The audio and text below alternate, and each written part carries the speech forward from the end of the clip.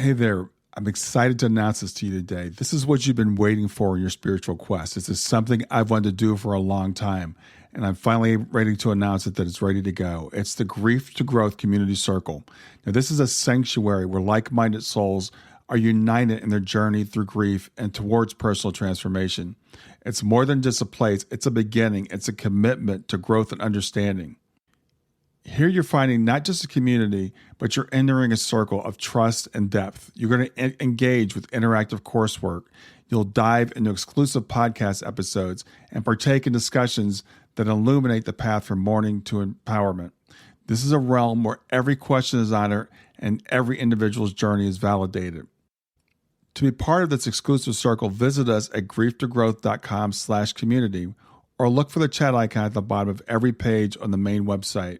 Remember that entry is a privilege because I want to ensure that every member is as dedicated and genuine as you are. You must apply to join, but the journey within is worth every step. So go ahead and join us today. Check it out, grieftogrowth.com/community, and I look forward to seeing you there. Hi there. Welcome to the Grief to Growth podcast. Your host is Brian Smith, spiritual seeker, grief survivor, and life coach. Brian believes that the worst tragedies of life provide the greatest opportunity for growth. Brian says he was planted, not buried, and he's here to help you grow where you've been planted. In each episode, Brian and his guests will share what has helped them to survive and thrive. His sincere hope is that this episode helps you today. And now, a brief word from our sponsor. When I decided I was going to do a podcast, I knew there were more moving parts than most people expect. How do you record a podcast? Where do you host it? How much will it cost? Do I need special software? How do I distribute it? All these questions were in my mind. I was all set to go with another podcast hosting company. Then I heard about Anchor.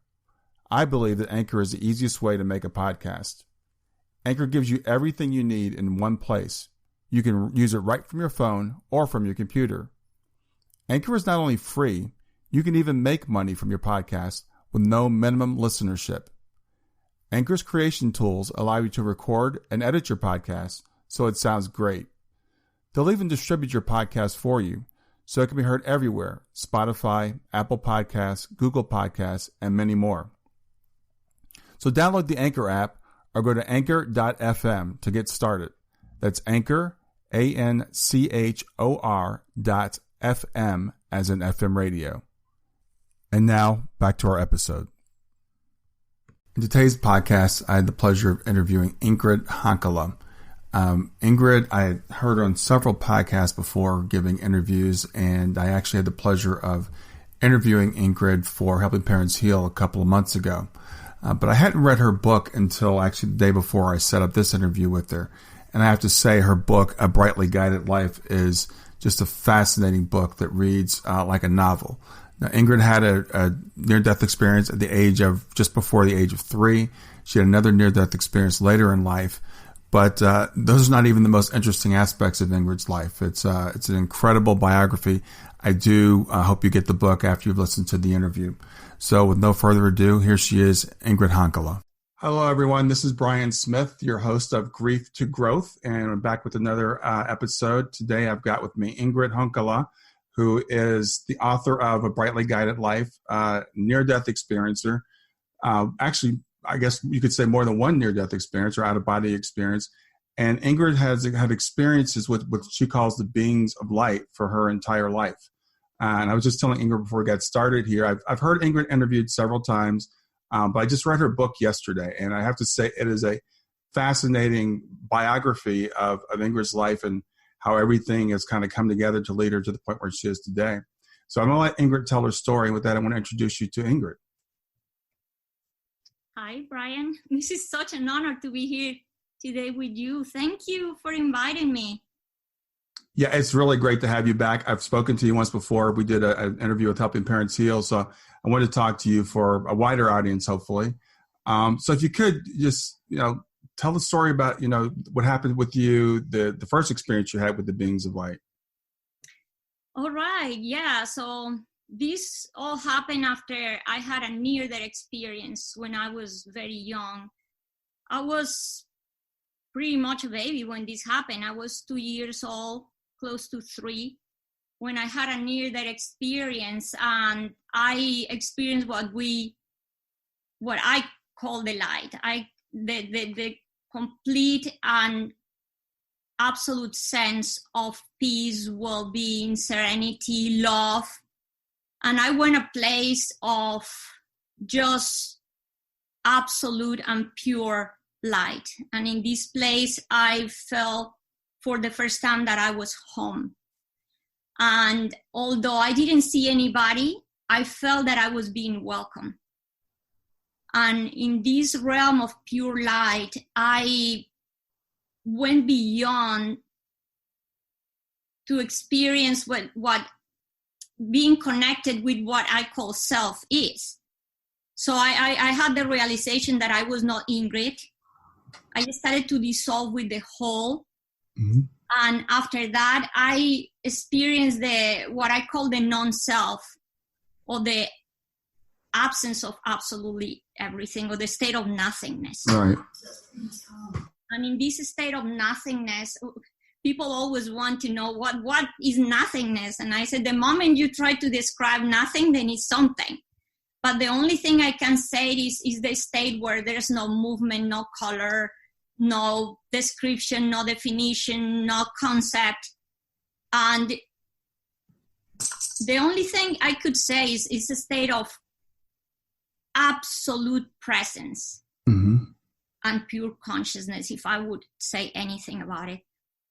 And what happened is that after I came back from this experience, which many people hear or have the experience that they were told to come back or something like that, that did not happen for me. Mm-hmm.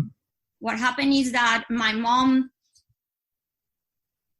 the story is long, but she realized that, or she heard me, I had that connection with her when I was in the realm of the light. She was on her way to work. I connected with her, and she felt me. And the feeling was, I have to go back home. She went back home. Maybe you could tell us just quickly about what actually happened to you that put you into this realm. I know you were playing with your sister. Oh, yeah. So the whole story is that it was a morning when my parents went to work. We were left at the care of the maid. And she just didn't really pay much attention to the things we were doing when my parents were not there. Mm-hmm. My oldest sister, who was very small too, she was almost 4, I was almost 3, and we had a 1-year-old sister. When my parents left, the maid went back to her room, and my sister and I, being little, decided, let's go play. We snuck out of the room, went to the patio, and there was a ball there, and we decided to play catch. And the thing is that there was a tank in the house, that the purpose of this tank was to collect water for hand washing clothes, because we didn't have a washing machine. And next to the tank, there was a flat surface for scrubbing. So my sister and I, that's where we decided to play catch, across the tank. Because being little, you don't feel about or think about any danger whatsoever. Right. Having fun. So we grabbed a stool, climbed the tank. She sat on the flat surface for scrubbing. I went on the other side of the tank, and it was a thin edge. So I just bended my legs, and I was leaning very precariously there. But hey, let's have fun. Mm-hmm. She threw the ball at me, but she didn't apply enough force, and the ball fell in the water. And it was floating in the water. I thought it was close enough that I could grab it. And when I leaned forward to grab it and touch it, it rolled on the water, and I fell. Mm. And the first feeling I had when I was in the water was the sense of this water being freezing cold. Because I was born in Bogota. Bogota is a city which is high up in the Andes. And the temperature, it can be around 30, 40 degrees Fahrenheit early in the morning. So this water was pretty cold. Mm. Then the first sense of touching these frigid waters was like, and I sensed that my entire chest collapsed and I couldn't breathe. At that age, I didn't know, Brian. I'd never been in a pool or in a bathtub. I didn't know you fall into water, you drown. Mm-hmm. So imagine the state of horror when I could not breathe. I didn't know what was happening. So I was experiencing that absolute state of horror when in just a blink, boom, I was in the state of absolute peace, serenity, absolute well-being. Oh, this was great. And there was a big contrast that happened there. And it just right before I went into this state of serenity, I could hear my heart, like in my head, like a loud drum, boom, boom, boom, boom. Then woof, it was the complete silence. There was no more sound.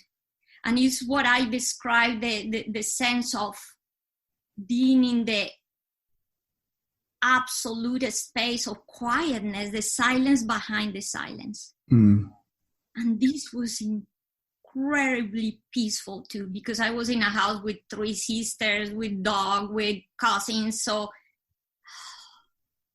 and another thing that happened right there was that the tank was a very dark area because it was made entirely of cement and it had a roof. So it was a dark space. So the last thing I saw with my eyes open was darkness. And it came like, beam, a light. And this light came from below, and it was powerful enough to illuminate the entire watery surrounding. And then, wow, now this was also a state of joy. There's light. And then I saw bubbles suspended in the water, and the bubbles were surrounded by light. And then I started to chase these bubbles. Like, wow, this is cool. And the moment I turned around, because I was chasing the bubbles, I saw a body suspended in the water. And at that moment, I had the realization that that was my body. But I didn't feel scared. And I had the sense of familiarity with this, that, oh, this happened already before. Then the other big contrast that I experienced is I was born as a very sick child. So I spent the first almost 3 years of my life unwell. That's all I knew was unwell. So I didn't even have a point of contrast or comparison until that, until I had the experience, because I was unwell, almost always ill for 3 years. And at this moment, I was in the absolute sense of well-being. So imagine going from that child that was so sick for so long to feel that, oh, I'm free. I'm free from the body. And I think this is a good reminder for the people that have been sick for too long or have sick children, to know that, wow, this is what you're going to go. Yeah.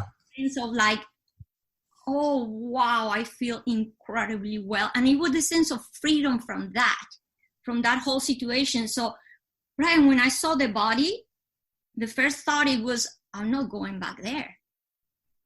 And I also knew that I had at that moment the free will to make that decision. Okay. So I turned around and I left. And the moment I left, I started to see flowers that were blooming from nowhere. And I was picked up by the flowers.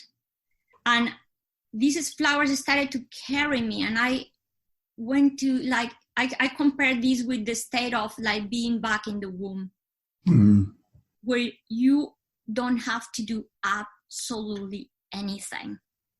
You don't have to ask for anything, want anything, fight for anything. I say you don't do anything, you're being done. Yeah, I like that. Then I was being carried. And then from there, in just an instant, I appear in the maid's room, who was the lady that's supposed to be taking care of us, but she was lying on her bed. And like I usually say, this experience is so vivid and so clear in my head, right? And that I even remember the soap opera she was listening in the radio that day. Wow. So I just looked at her, and she was right there, close to the place where I was drowning, and she was completely unaware. So from there, in just a blink, I appeared in my mom's path. And she was on her way to work. Like I said, she's left home, and she had to go to a long distance to go to a bus stop. Okay. And it was about 10 minutes away from the house. And she was close to her bus stop when I saw her. And I looked at her from above, and I said, "Oh, that's Mom." Mm-hmm.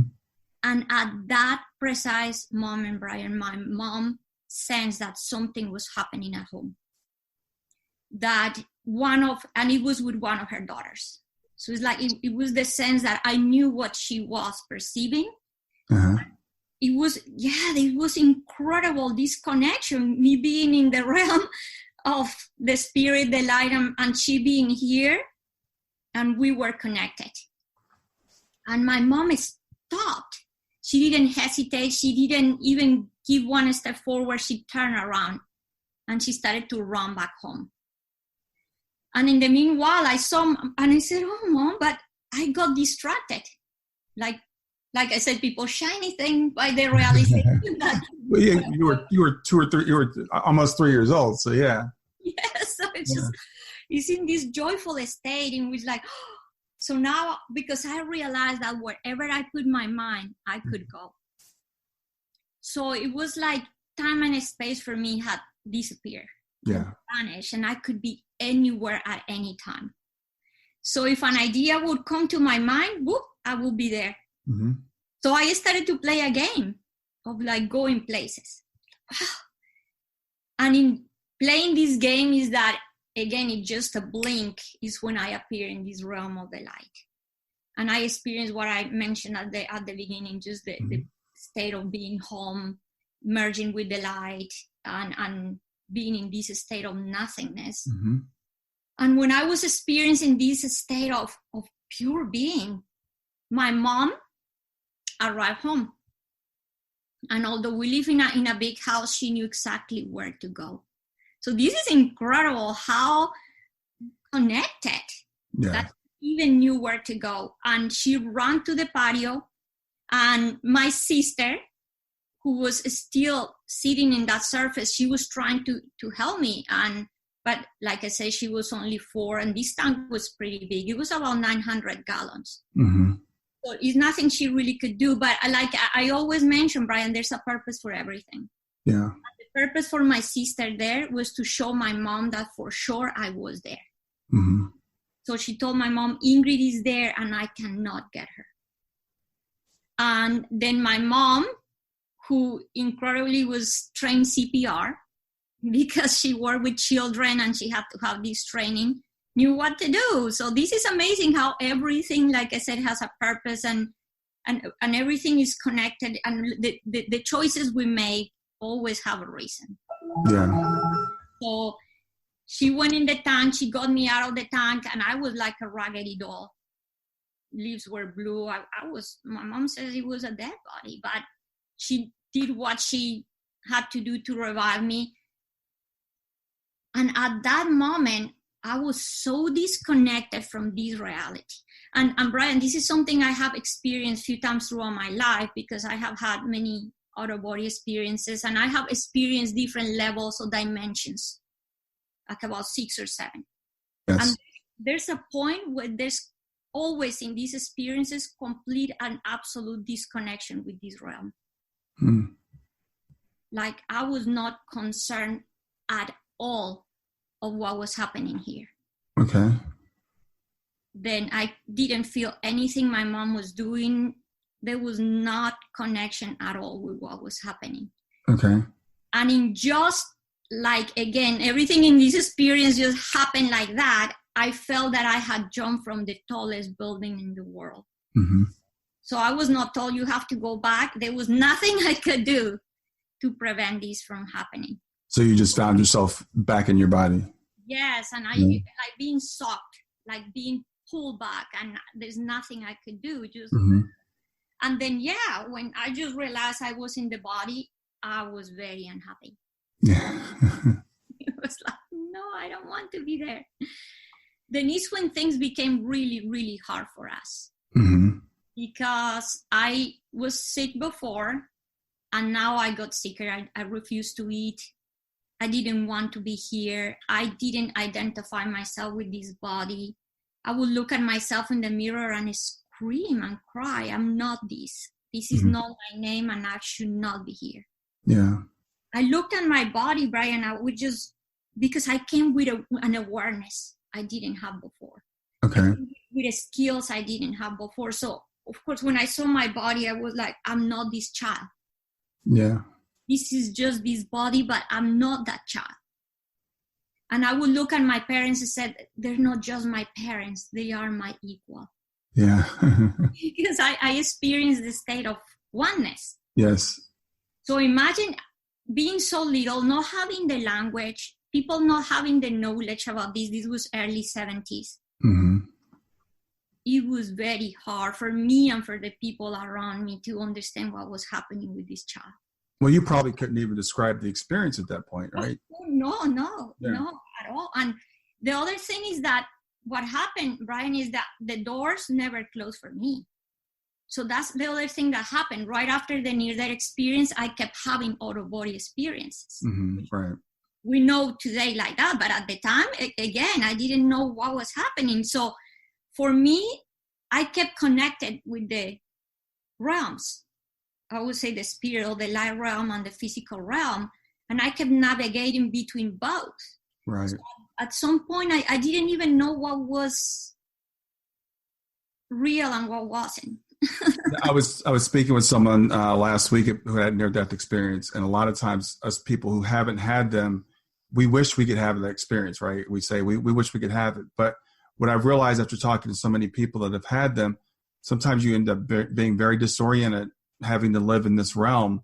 And as you said, being 2 years old and remembering who you really were, there's a reason why we forget when we come here. Stay with us. We'll be right back. Hey there, something I want to tell you about today. My podcast platform, Buzzsprout, has recently made it easier for me to allow you to support me financially. Go to www.grieftogrowth.com/subscribe. That's grief2growth.com/subscribe. And once you're there, you can sign up to support me financially. Now, you can do it for as little as $3 a month or, of course, as much as you'd like. If you do that, you'll get access to bonus episodes, and you'll see those in the regular feed. They'll have a lock on them. But when you become a subscriber, you'll actually get access to your own private feed, and you'll be able to listen to the regular podcast along with the bonus podcast for the subscribers. I want to thank you for listening. I want to thank you for sharing the podcast. And I want to thank those of you who support me financially. Have a great day, and on to the episode.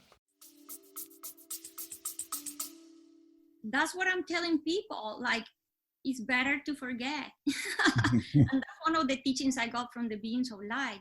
They actually, I wrote in the book, they say, why to carry an old wardrobe when you can have a brand new one? Right. Why to carry with all the pains, with all the sufferings, with all, even the joys of other times when you can create, you have an opportunity to be brand new. Right. So that was really hard for me, yes, because I now was remembering things. I imagine at 3 realizing you're not a child. Which kind of life I was having after that, a really hard life, because I couldn't relate with other kids. I would look at them and say, what happened with these people? They don't know anything. So it was extremely hard. Mm-hmm.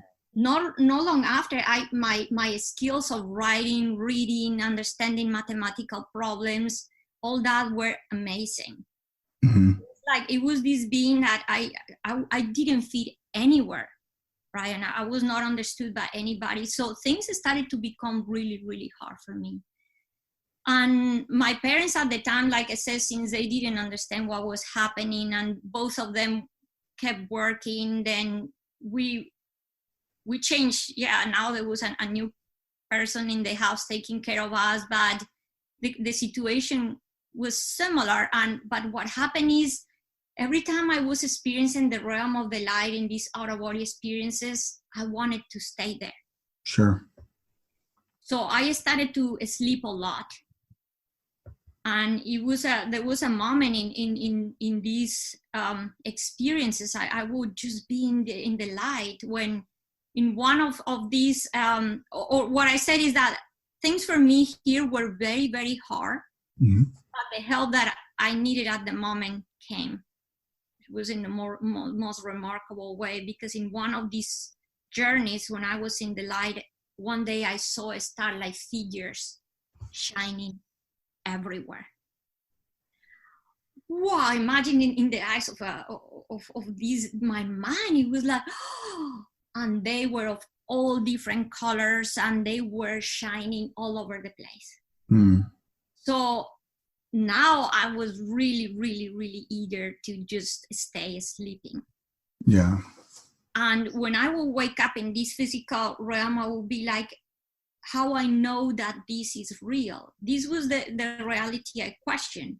Yeah. Not the light. You're questioning here. Yeah. Yes. Yeah. So I would just really want to just stay there. But then is when it is important that we have balance.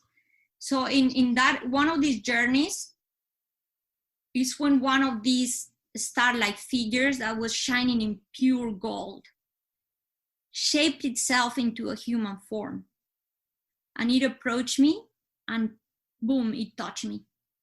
So at that moment, Brian, is when I sensed, wow, it was a little bit more a state of clarity, but I said, oh, you are a being of light. This being wanted to show me I am like you. Okay. So you were seeing them in form as like light form, but he transformed into a human form to give you that knowledge that they were actually beings. Yes, yes. And because during my near-death experience, I experienced myself as a being of light. Now I sense that, oh, we are the same. Okay. We are the same. Then there's something which is amazing, because you remember that movie called Cocoon? Oh, yes. Extraterrestrials. Later in life, because I couldn't see humans, I couldn't understand how the humans here were like beings of light too. And in that movie, when they removed the skin, extraterrestrials, and they were light, I was floored. I was like, oh, yes, that's true. I was older when that happened, but it was like, that's what we are. Right. Then after that, like I said, balance was needed, and now I just wanted to really just remain asleep, because I've seen now the beings of light, and I wanted just to stay in this realm. But then not long after, I was taking a shower, and for me, water, people have asked me that if I didn't develop this phobia because I drowned, and I said to people, absolutely the opposite, because water brought me to see the light. Water brought me to the state of absolute well-being. So every time I was just taking shower, I was just like, be so relaxed. And I was there when a huge blue bright light happened in the bathroom, and wow, this light was shining so big, so bright, and I said, now the beings of light are here. And then that's the balance I needed at the moment, and they now started to appear in this physical realm. Okay. So and this is when you were how old? You were around 5 or 6? I was 4. 4. Okay. Wow.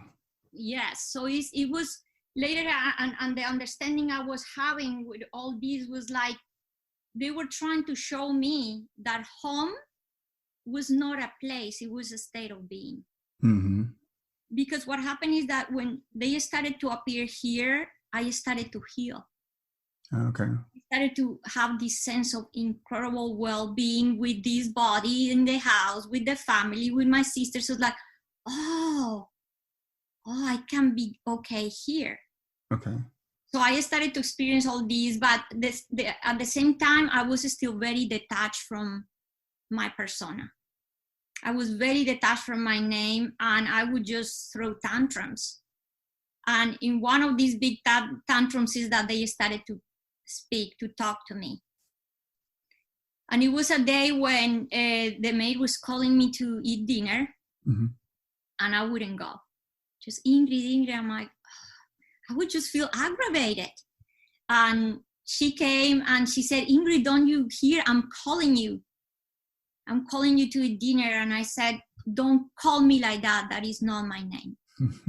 And she said to me, okay, so how should I call you? What is your name? And I said, I do not need one. So yeah, I was this really awkward 4-year-old girl. So yeah, they sometimes they just had enough with my things and they'll send me to bed. And that day I was sent to bed, and it was the first time I heard a voice. So now it wasn't just a visual thing, now it was voice. And the voice said to me, it is going to take time for them to understand. Mm-hmm.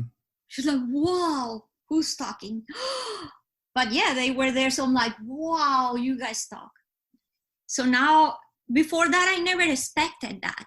Mm-hmm. It was amazing. I wasn't expecting anything. Things were just happening. So when I hear that, I said, to understand what? And they said to understand that in the realm of the light, names are not needed, as you already know. So like, wow, yeah. So this was the first time I felt that I get it now. I get it why I don't need a name. So it was amazing, because it was every time it was a realization of something. Mm-hmm. And I also started to understand that there was different realms, because since I was navigating in both, that's why I couldn't understand the people around, because I was like, why they don't get it? Mm-hmm. Yeah. I would mention things and they would say my parents thought I was just having imagination and dreaming and whatever. They didn't get it. Mm-hmm. So I would just I started to have this sense of like, oh, okay, there's different realms. And then they started to say to me that all the experiences I was having and all the ones that I was going to experience, so they were already showing me there's going to be more. Oh, yeah. But all this has a purpose. And this has the purpose to guide you, to teach you, but this is not for you. This is for you to give. Mm. And someday in the future, you'll pass all our teachings to others. But I was too little to even understand what I teach to anybody. It was like, what? I'm not going to teach anything. And also, I was really young, but I already felt that I was trouble, because people always felt I was always a sick child, and I was always talking things people didn't understand. So I'm like, okay. But they say again, they repeat, do not talk about us with anybody, because they're not going to understand. Mm-hmm. And it was hard. That was a hard one, because imagine you're a child, you want to express your things, you want to talk what you know, and being told don't talk about us. But they would never, it was not like a warning. It was more like, go try. I mean, they never said don't do it. Right. And yeah, I went and I tried. Once I joined a school at 5, I tried to talk to the teachers. I tried to talk once to the priest in our neighborhood, and realized, yeah, they don't understand. Yeah. They're not understanding anything I'm saying. So that was really, really hard. And that's one thing I think that is good about all these experiences, and being able now to share it and to talk about it, to help so many kids and people that have been through this, and help parents to understand and how to deal with these situations, because it makes life really, really hard. Yeah. Okay.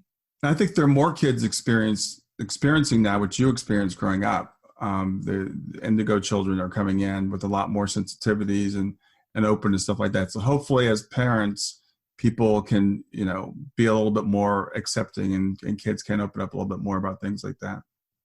Yes. And I have to go to both, for the entire household, go through less suffering. Yeah.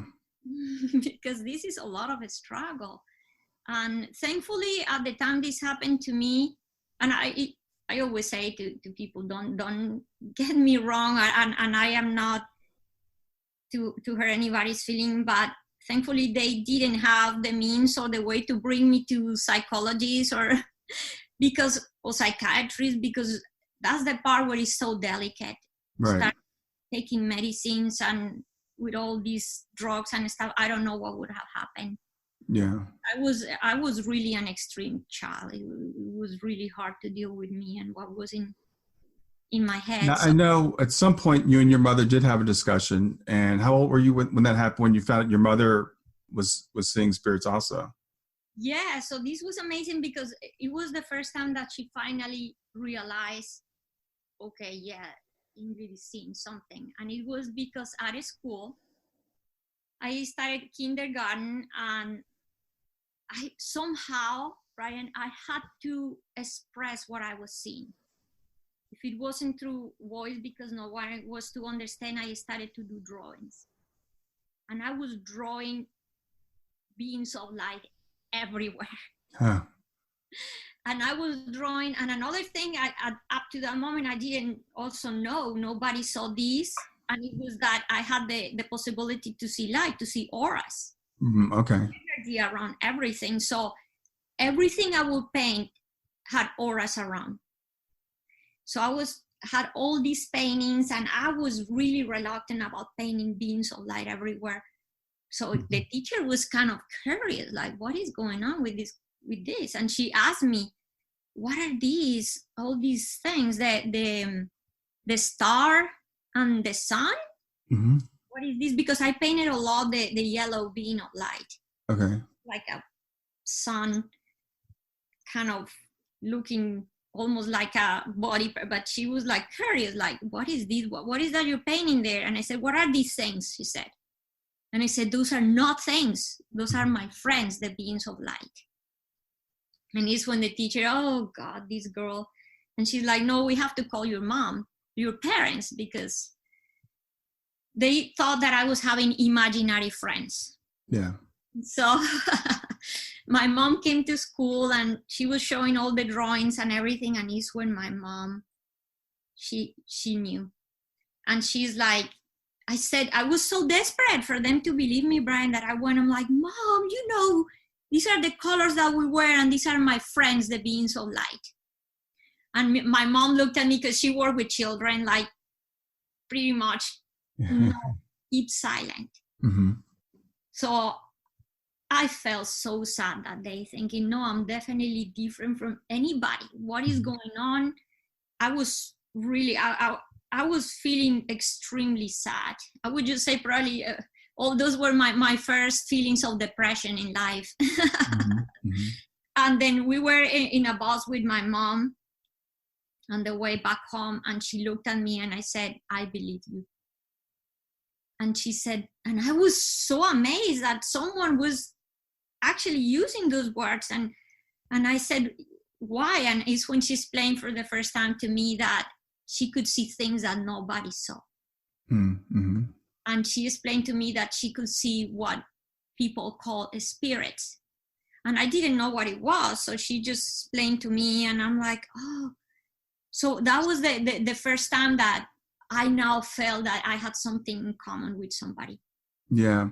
And that, I want to go back to something that you said earlier when you had to experience it when you fell in the tank, because you were saying your mother was going down the road and your mother sensed you. And I remember when I first heard that, my daughter passed away and she was in her bed down the hallway. And I went for a walk that morning, and I always wondered, why didn't I sense her? Why didn't I know? But what I realized from reading your book is that your mother had that ability. So I want parents that have had their kids pass and like, why didn't I know? Why don't I have that kind of connection? I think your mother, you got the ability that you have, your mother has that same ability. So you share that. Stay with us. We'll be right back. Hi there. I'm really excited to tell you about my latest ebook. It's 4 lessons that you can learn from the near-death experience without going through all the trouble of dying to learn them. I've been studying NDEs for several years now. I am completely convinced that not only are they 100% real, but that there's some very universal wisdom that we can get from the near-death experience. And I've distilled that down in this book into 4 short lessons. And I've also given you all the reasons why I believe that NDEs are absolutely real. So go to www.grieftogrowth.com/NDE lessons to pick it up for free. www.grief2growth.com/NDE lessons. I hope you enjoy it. Yes, that is true. That is true, Brian. And she is a highly intuitive being. Mm-hmm. Oh wow, she's incredible. My mom is to the point that she can sense a lot of things. Yeah. Even nowadays, when we're going through hard time, she'll call, "Are you okay?" Yeah. She's highly sensitive. And that's when I also knew, Brian, that I was born in the right bloodline, because thanks to my mom, now things started to work different from me, because my mom now knew, okay, she's seeing things, I have to treat her a certain way. So now my mom had a different way to work with me. Mm-hmm. And the other thing is that my mom is not the only one in her family. She had an aunt that was like, we actually, I would say was an aunt of my mom. So this lady became even famous in Colombia. People will make long lines to go meet her. Okay. She's a medium and a psychic, and she okay. was incredible. So yeah, so I guess this comes with the family. Yes. Yeah. And the amazing thing is that I also started to see spirits when I was, what we call spirits, and I would explain a little bit what is the whole difference there, but I started to see them when I was 6 years old. That was in the house, right? That was in the house, yeah. To that point, I didn't even know the difference, to the point that my mom and I thought we were seeing the same thing. Because she just named it spirits. I thought, oh, okay, the beings of light has to be spirits. The same thing my mom is seeing, I don't know. But then I saw and experienced the contact with the first spirit, and I was petrified in fear. And I didn't know what happened. The whole story is in the book, where I just saw this being entering the room, and I was like completely petrified. I couldn't talk, I couldn't move. And then later, it happened very early in the morning. So my mom got up from the bed. I followed her. And it's when I told my mom that the beings of light and the spirits were not the same. Okay. And then my mom was when, okay, explain me what is that you see then. So it's when I really explained to them clearly. And she, of course, now I was 6, I had a better way to explain what I was seeing. So my mom started to cry and said, I think that you're seeing angels. And I said, Mom, but they don't have wings, like in the pictures, because all we knew was the Catholic teachings. Right. What else do you explain this? That was the only, like, knowing my mom had in the head. So she's like, no, they have to be your guardian angels. Or, okay, Mom. So now she's like, wow. And she said to me, God has to have something really special reserved for you, because you were seeing angels. So it's when I asked the beings of light, what was with these spirits and what was happening. And by them, I've been already talking with them for 2 years. They pretty much became like my parents. Okay. The communication was like that. And I asked them what was with these. I call them dark spirits because I was afraid, not because they were doing anything wrong. Then it's when they said to me, that you call a spirit, you and all of us are the same. And I was in shock, because I'm like, what? Because I thought it was going to say, yeah, we're different. No, we're the same. And I'm like, what do you mean? And they said, yeah, the only difference between all of us is the level of awareness that you have about who you truly are. Yes, I like that. And then right there, I had some understanding, but through time, I understood better how all these work. But now I know that the reason I felt fear wasn't because there was nothing wrong with the spirits, it's because of the frequency. So the frequency in which they are vibrating is not as high as the beings of light. Okay. So because I was vibrating very high, so having encounters with these beings caused me fear. It was because it was different vibrational frequency, not because they were bad or anything. So I started to understand these things. And another thing I asked them was like, are you angels? My mom said that you're angels. Yeah. And that was absolutely beautiful, because it's when we realize how compassionate and how incredible is the mind of God, the universe. And the answer I got was, you can call us whatever you want. Mm-hmm. Because all this manifests to us in the way that we can understand it, that we feel more, I would say, serene about it, that we can deal with it. And me having this door opened, and this is the way it was presenting to me, and it was never, like I said, nothing was an obligation, nothing was imposed. Everything was like, okay, however you feel the best, because the way you feel the best, you're going to keep your vibrational frequency higher. Okay. So I could feel in harmony with all these answers always. It was, and sometimes when I did not, because there was times where I would fight with them and say, I don't think so, then the communication will get cut. Mm-hmm. Because when you are in a moment of that, you are in fighting, or you are in opposition or anything like that, you lower your vibrational frequency, and now you disconnect. It's pretty much like a socket. Okay. Yeah. So so I was going on experiencing all these things, and that was incredible. So early on, I mean, you had these experiences with being a light, and in the book, I mean, the book is it's a biography, so there's so much that we really can't cover, just in like an hour-long interview. But you had this experience. You were taught that everybody is special, that some of us know it better than others.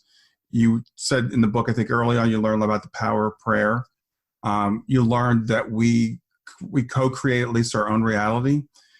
So when I hear things like that, I would think, well, someone that understands all that, the power of prayer and co-creation with reality, maybe they're not going to have much suffering in their life, right? Because we're going to create good, beautiful, happy things. But there's so much, there is suffering in your life. You tell these stories about, being robbed and sicknesses, et cetera. But so how would you explain that?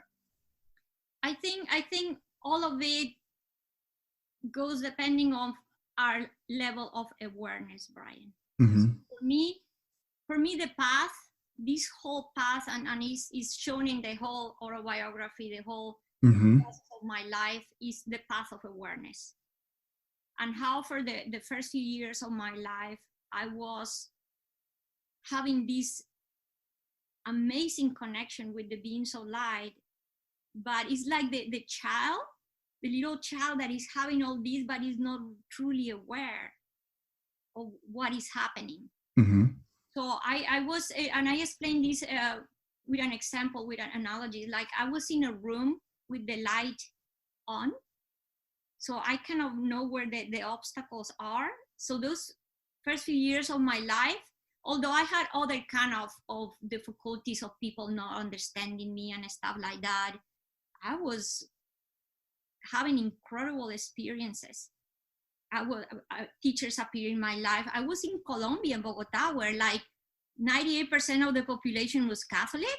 Mm-hmm. But I was having access to all these other teachings. Yes, yeah. Thanks to my grandmother, thanks to these teachers, thanks to this other. Wow. So for the first 19 years of my life, I collected so much knowledge. Mm-hmm. I started to kind of, wow. So I was pretty much in this whole, I would say, a room that has the light on. So you can walk around and the room is full of furniture, and guess what? You're not going to trip. Right. You have the light. But what happened is that I write it in the book, when I reached 19 years old, there was that period of my life, I started to compare myself with everyone else. Mm-hmm. And I wanted to be like everyone else. Yeah. I didn't want to accept my gifts. I didn't want to be unique. I didn't want to be different.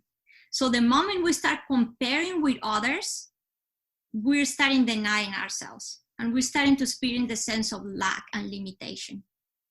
And I said to people, say like you have a gift, I offer you this car, but you don't take it, or you never drive it, so you're not really using this gift. Mm-hmm. The moment you accept your gift and you accept that uniqueness and you accept who you are, now you are really driving and in control of this car. But at that moment I couldn't, because I was too young. I had 3 sisters. They were really beautiful. Now there was boys. They were being chased by boys. I wanted to be part of that reality. Mm-hmm. Yes. I wanted to be part of that world. And Brian, I was given the choice. I tell a whole story of how I had a similar experience, like my near-death experience, but I was in a bus in complete state of awareness. And I fused with this bus, and I experienced a state of nothingness again. And at that moment, after that, I was given the choice. You can teach, you can be pretty much, you can stay in the light and be a teacher of the light, or you can continue with your life as a human. I was given that choice, and I chose to be like my sisters. Mm-hmm. To stay. I wanted to experience this, because at the moment we already started to go out, have friends, party. I just started college. I've been there for I think about a year. So it's like, no, I want this. Yeah, that's part of the experience of being human. You wanted to experience what it's to be human. Yes, exactly. So now, and I wanted a boyfriend, and I wanted all these things. But what had to happen for all this, Brian, was that at that moment, I had to lower my vibrational frequency. Mm-hmm. Because otherwise I really could not be here. And I chose a career that was science. Yes. So everything, all the choices I made at the time were bringing me to be more grounded, to be more connected with this realm. And at that moment, when I was giving that choice, the beings of light said to me, you will not see us or hear us for a while. Mm-hmm. So it was, but I give, and you see it in the book, it's not like they never left. Right. And they are around of all of us. They have never been anywhere else. But what happened, I said, people, is like when you leave home because you're going to college or something, and your parents stay at home, you leave, but your parents are always one call away. Yeah. You never went anywhere. They're there. Yeah. Same thing with the beings of light. But what happened, what I did at this moment, the analogy I put about this is like, I was in all these years in a room with the light on, and what did I do? I turned the light off. What happened when, again, you're in a room with the light off and it's full of furniture? Mm-hmm. So now you're going to start tripping into everything. Yeah. And that's the suffering.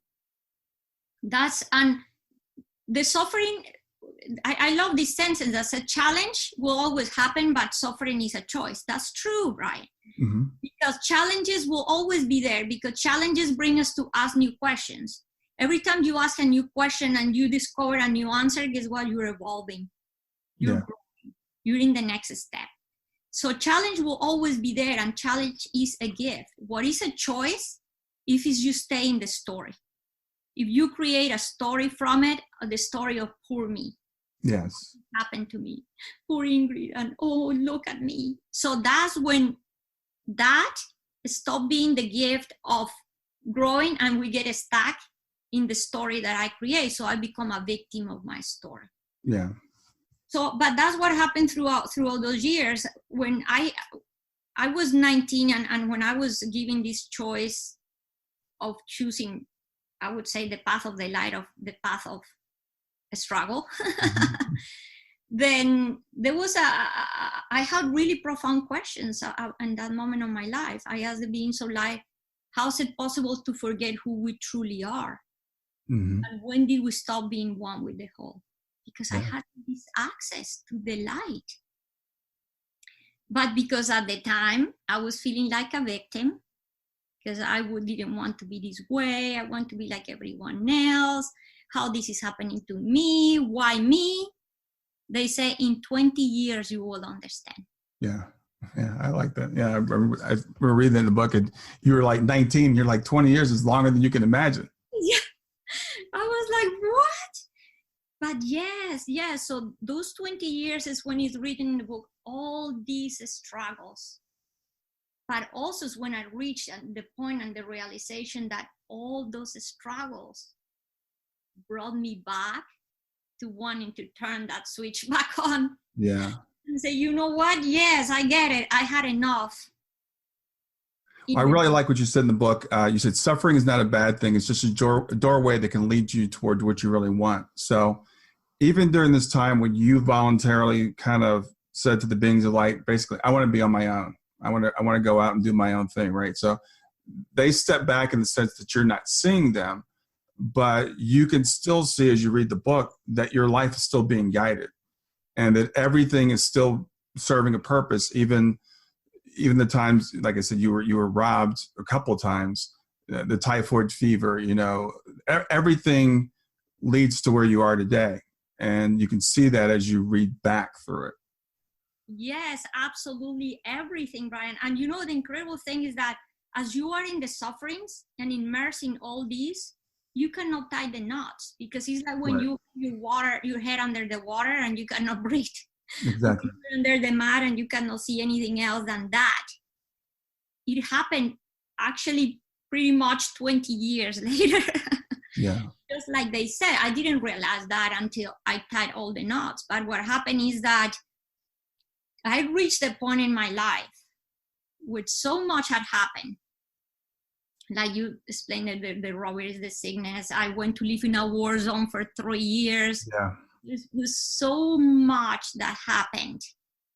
And we mentioned before this, and if it's okay to mention if we have time about Anna and all these things. I had so many sufferings that I reached a point, Brian, that I fell into the deepest state of depression in my life. Mm-hmm. But that even had a purpose. Yeah. It's what we call the dark night of the soul. Exactly. That's the moment in our lives where we have to make the choice. Yeah. I give the people the example of like life splits, like you can make the choice, like we talked just a few minutes ago, or take the path of suffering and stay. I see this is like a cul-de-sac.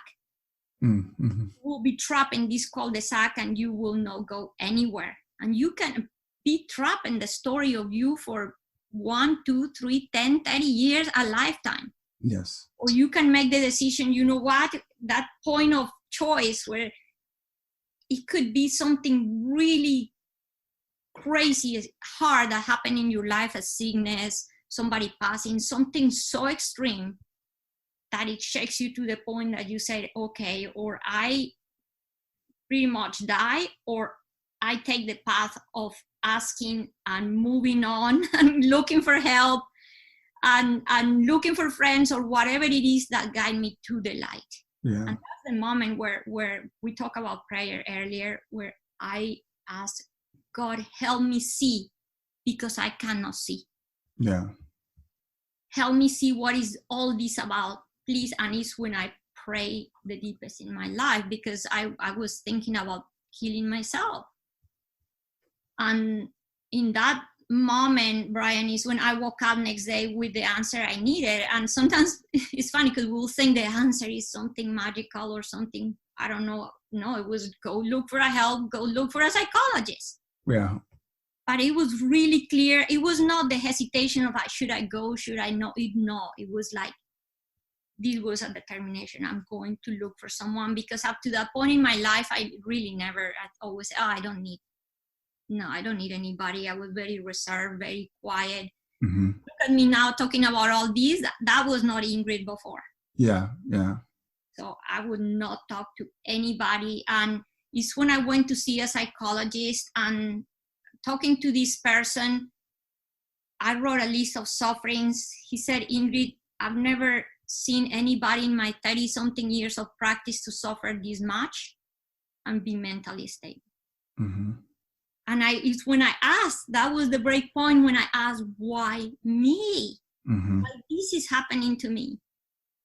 And he gave me the most simple, again, answer, but it was the switch that I had turned off 20 years ago came on. He said, why not? Yeah. Yeah, I had a woman reach out to me just this morning, and her brother passed away in a car accident. She's like in her early 30s, and he was in his early 30s. And she asked me that very question, why me? And I said, this is the oldest question that, humans are asked.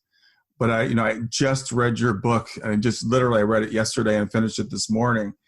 And, it's why not, right? Why not you? And, and I love how in your book, it reads like a novel. I mean, you couldn't make up the life that you've had, but after every incident, you tie it to a lesson.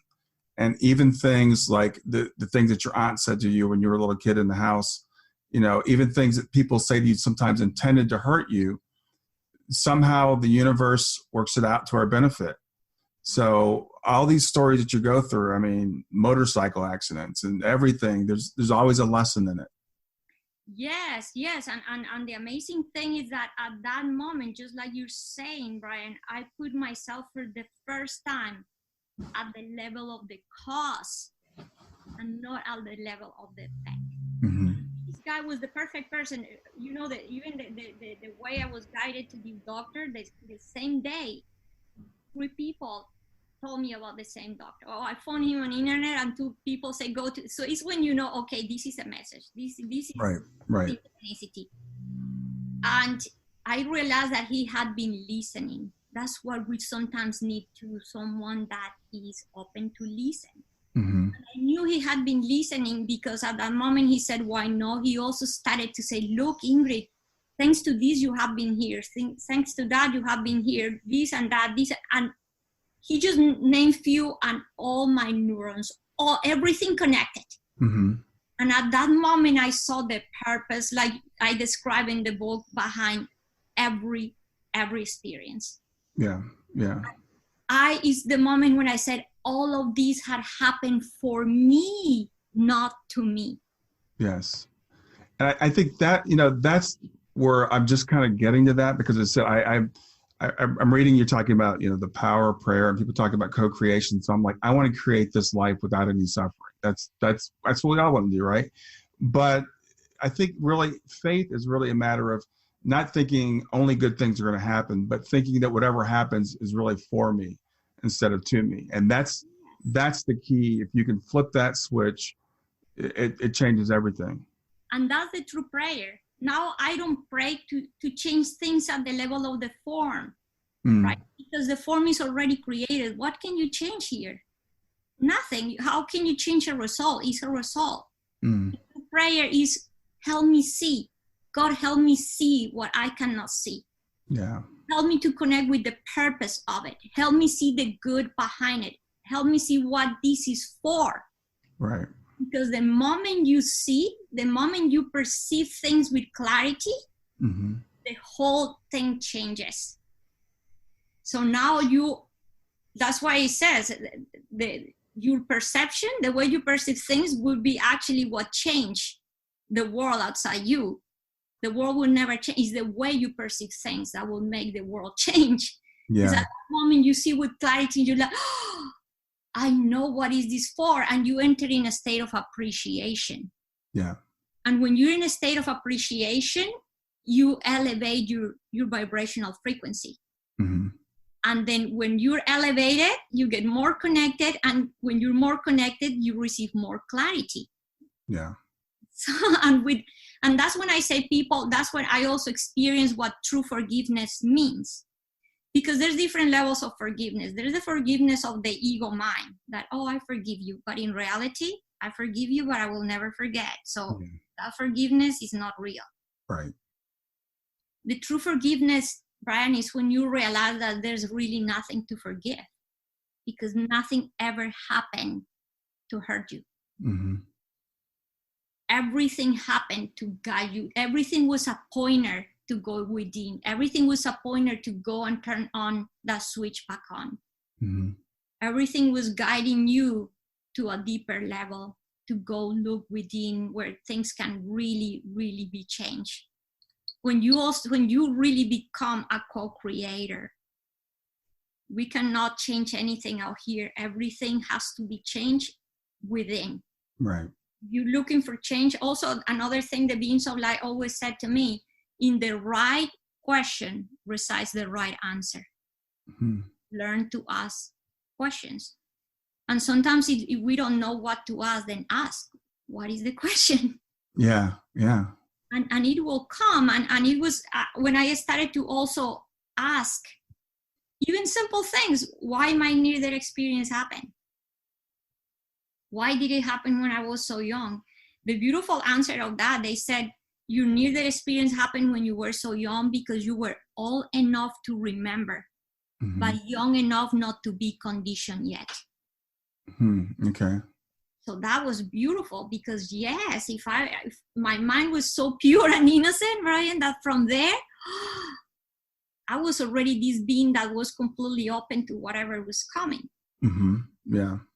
And the other thing, when I asked about the purpose of my near-death experience, and that was absolutely beautiful, is when they show me, this is too long to talk about it, but I saw the purpose of, everything works in symbols. And I saw the purpose of absolutely everything that happened during the near-death experience, even what the flowers meant, why the water, why the light, everything. Mm-hmm. And the true purpose behind this experience was to bring the message of connection, Mm-hmm. the message of love. And that's the reason why, although I explained that I saw the body in the water, and at that moment I made the decision not to go back to it. Mm-hmm. Later, the beings of light explained to me, Ingrid, there's a pre-plan. Mm. Like when we go college, when we go anywhere, we always have already a plan there of what we're going to do. Mm-hmm. It was already a pre-plan, and in this pre-plan, I was going to come back. Yeah. So yeah, I made that little decision. That little decision I made there was still the state of the mind, but there was the mind of God has a different purpose. So, Mm-hmm. Yeah. and that's when they explained to me, why do you think you went to see your mom and the maid? Right. Right. Because we're going to come back. You went to ask for help. Right. If you hadn't seen your mother, you probably wouldn't have come back. No, because nobody would have got me out of the water. Right. Right. And that was the also incredible thing, is like, look at the connection with my mom. Although she was 10 minutes away from where I was drowning, she was the one that got me out of the water. Yeah. Your love, connection. She was able to hear me, although I was in a different realm. And the lady that was in the house, she was right there, few feet from where I was drowning, but there was no connection. Exactly. Yeah. So she couldn't sense or hear or perceive anything. Yeah. There was something in the book that I wrote down I wanted to ask you about. You said the beings of light said eventually everyone would be able to see them. And so does that mean we'll all be able to see them someday? Yes. Okay. Because, and we're seeing it now, Brian, there's this incredible change in the way people are accepting and being open Mm-hmm. to all these experiences, and to like the knowing that there's more, and the knowing that there's more, and there's more people now sensing the relatives that have passed. And people are opening and are starting to study the ways to work with their intuition, because I say to people, intuition is like a muscle. Okay. We all have it. We just have to learn to develop it. Mm-hmm. And there's many techniques and many ways now teaching people how. Mm-hmm. And the more we open ourselves, then now we are starting to, I say to people, say that you are a candle. I am a candle. All of us are little candles. One candle by itself in the wind is going to almost pretty much go off. Mm-hmm. But now get all these candles together. What happened? They start growing like a big flame. And a big flame is really hard to just turn off. So the more of us that are gathering, we're bringing this light to the world. And we're raising the vibrational frequency to the collective consciousness. And more people are joining, and it's incredible. Now, it was just 40 years ago, Brian, or 30, 40 years ago, you could not even, 20 years ago, we couldn't even talk about any of this. Yeah. Nowadays, look what is happening, and we see it, and the consciousness of the people is just, this is going steps, and it's going really, really fast. So yeah, the moment we all start vibrating higher, and vibrating higher, we're going to be able to connect with higher beings that are vibrating at those levels. So as each of us individually raises our vibrations, we kind of really also raise the collective consciousness, and then we'll have more abilities to see beyond this realm. Yes.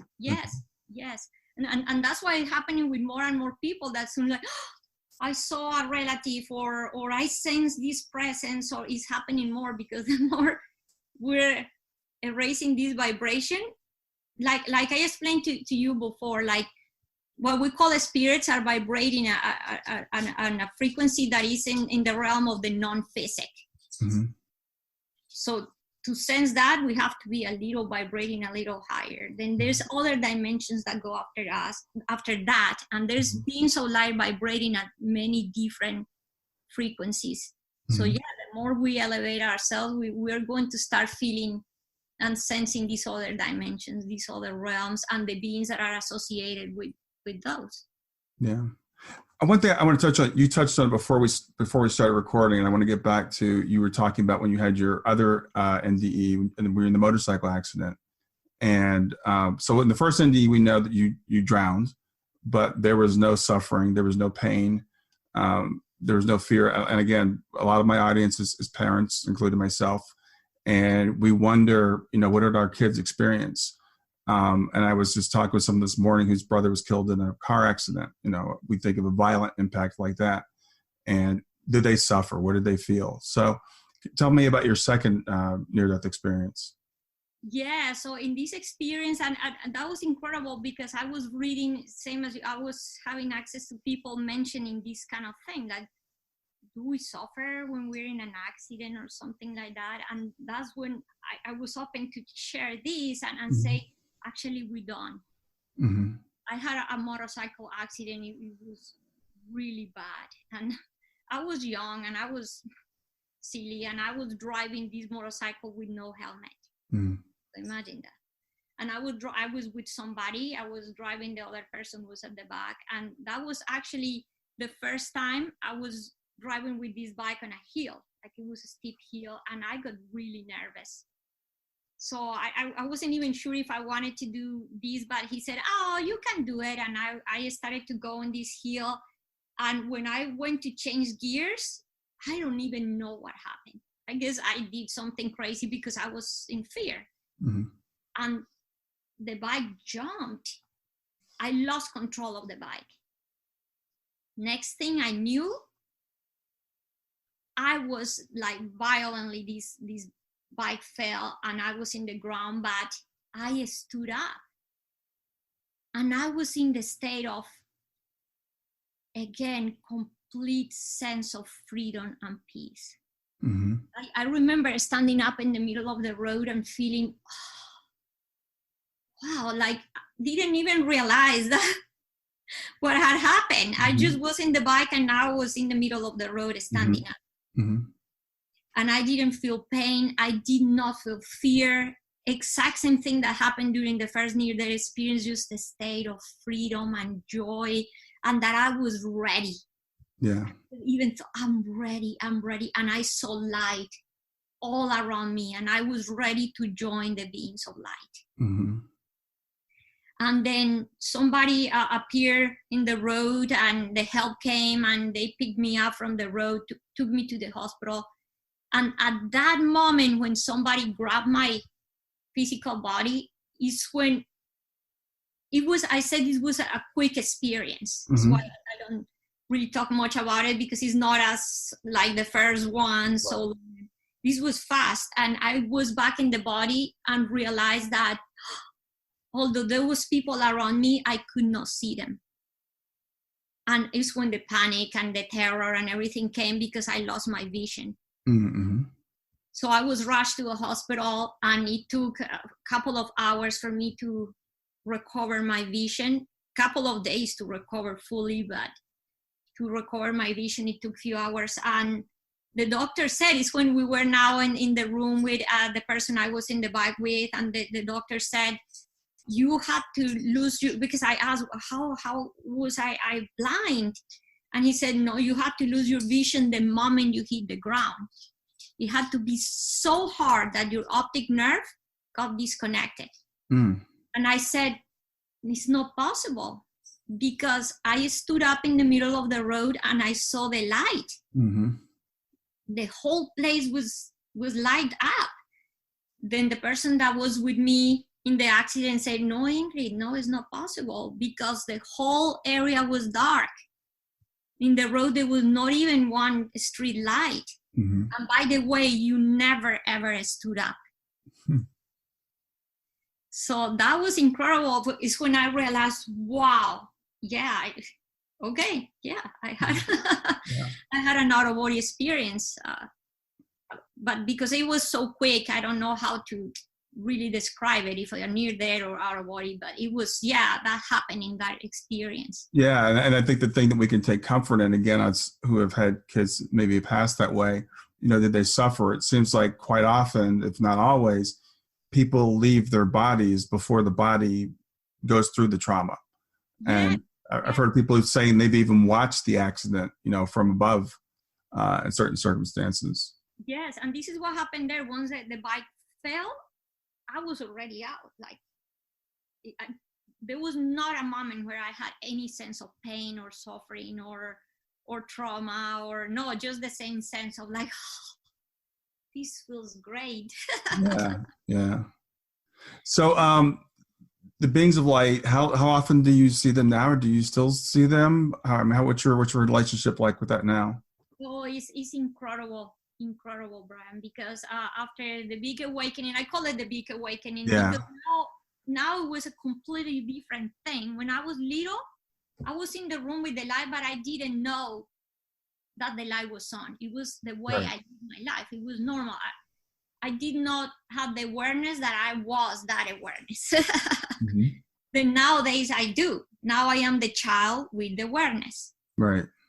So now it's like, knowing that I can now turn on this light and navigate with awareness. So it's a life where challenge come, but I don't go back I don't create a story. I don't go to suffering. I catch it pretty quick. Mm-hmm. And all this brought me to be at a state of gratitude, appreciation. It really raised my vibrational frequency pretty high again. And to the point that nowadays I actually sometimes have to do things to lower it down, like, okay, go watch a show or go do something that ground yourself again. Yeah.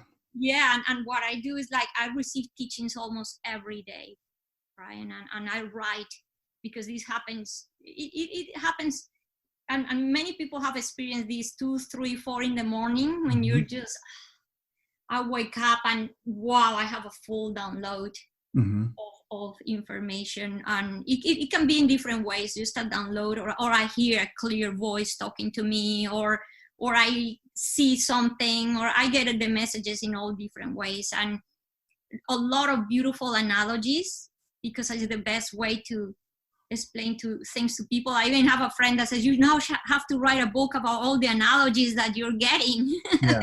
Yeah. Yes, but it's now, go back to full connection. Yeah.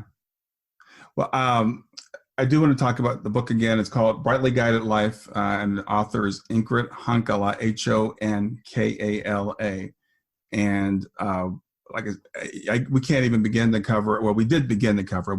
But we just began to cover it today. It's really, I appreciate you letting us into your life. And there's some really intimate stuff in there that you share that I know you did to benefit other people. So other people can see when they're going through similar circumstances, because we tend to, again, we always ask, why me? This is not something that I want. And people talk about procreation, and we say, why would I create this? And again, for a parent, for myself, when my daughter passed away, and people said, well, you probably planned this, you probably created this. And why would I ever, plan something like this? But as you get farther away from it and can look back on it, and you see the good things that are coming out of it, and you can start to raise your perspective. And as you say, this is not the first time we've done this. This won't be the last time we've done it. So these things that we say are obstacles are not as big as we perceive them to be while we're still in it. Yes, it's absolutely truth. And like you said, sometimes when we have the like we mentioned before, when you have the head under the water, or even not even water, the mud, you cannot see or hear, or you're just in the state of how I get out of this. Yes. So there's a lot of pain happening, a lot of suffering happening at that moment. How I breathe, how I see, So I said to people that we also have to use the gift of our emotions to, at that moment, pretty much, if we're in a moment where we're having a really hard time, sometimes it's just best to try to move out of in a space where we are kind of maybe at the moment putting it there in the little side, mm-hmm. and maybe go with friends, look for things that help me move a little bit of the space of suffering.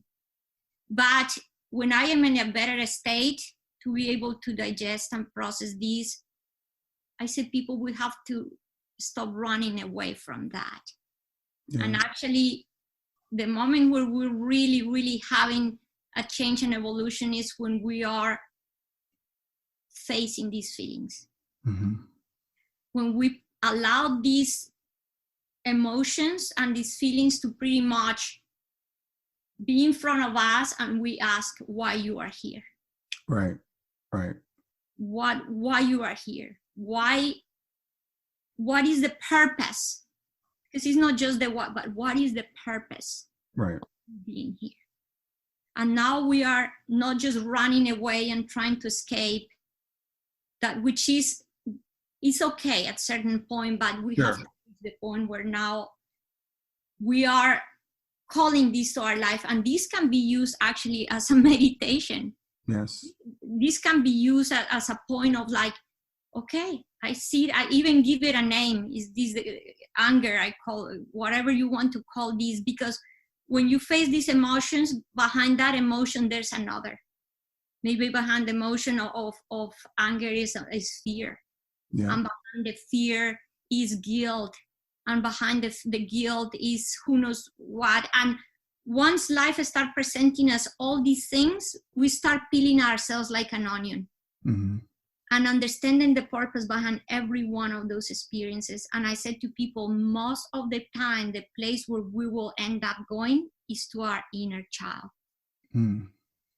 The place where something was created, the place where something needed to be changed, where something needed to be fixed, where something needed to be understood.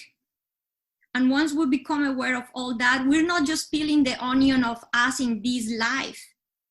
Because I have access to past life experiences. Mm-hmm. And people ask me, is it necessary? Should I know my past lives? And I said, know what you're doing in this life. Yeah. Become aware of your life now and your whole process now, and you will know all your lives. Mm-hmm. Because what we're doing now, we're repeating, because that way we can actually correct what has not been corrected. Mm-hmm. Okay. Our life is a pointer to go back deep within. It's a pointer, like I love the example of the ocean and the ripple. It's the ripple that is discovering that it is the ocean. So it needs all these hurdles, all these, and what we call co-creating, what we call the pre-plan, is like we set up all these rules. Look, yeah, you're this ripple, and all this is going to present in your life for you to go back to the ocean, for you to go back to know that you are this pure consciousness that we don't know we are. I said to people that we are like the breath of God, that we just breathe out